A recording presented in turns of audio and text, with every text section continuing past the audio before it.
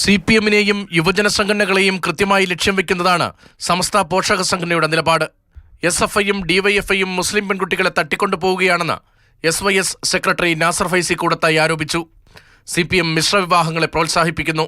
ഇതിനെതിരെ മഹല്ല് കമ്മിറ്റികൾ ജാഗ്രത പുലർത്തണമെന്നും നാസർ ഫൈസി ആവശ്യപ്പെടുന്നു.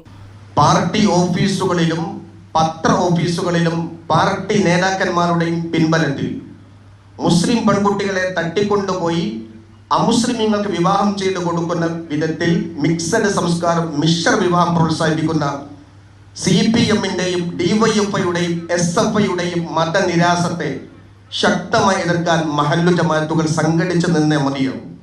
നാസർ ഫൈസിയുടേത് പരിഷ്കൃത സമൂഹത്തിന് യോജിച്ച നിലപാടല്ലെന്നും ആർക്കും ആരെയും വിവാഹം കഴിക്കാൻ സ്വാതന്ത്ര്യമുണ്ടെന്നും DYFI പ്രതികരിച്ചു. നമ്മുടെ സമൂഹത്തിന്റെ മുന്നോട്ട് പോക്കിന് ഇത്തരം പ്രസ്താവനകളും ഇത്തരം ഇടപെടലുകളും ഒരിക്കലും ഗുണം ചെയ്യില്ല. ആരെ വിവാഹം കഴിക്കണം, എങ്ങനെ ജീവിക്കണം എന്നെല്ലാം വ്യക്തികളുടെ ഇഷ്ടമാണ്. ആ ഇഷ്ടത്തിന് എതിർ നിൽക്കാൻ ആരും മുന്നോട്ട് വരേണ്ടതില്ല. അതെല്ലാം സംരക്ഷിക്കപ്പെടണം എന്ന അഭിപ്രായമാണ് DYFI-ക്കുള്ളത്. മുസ്ലിം മതസംഘടനകളുമായുള്ള ബന്ധം മെച്ചപ്പെടുത്താൻ CPM ശ്രമിക്കുന്നതിനിടയിലാണ് SYS-ന്റെ ഈ നീക്കം. SMF കോഴിക്കോട് ജില്ലാ സാരഥി സംഗമത്തിലാണ് പരാമർശം. News desk, Mathrubhumi news.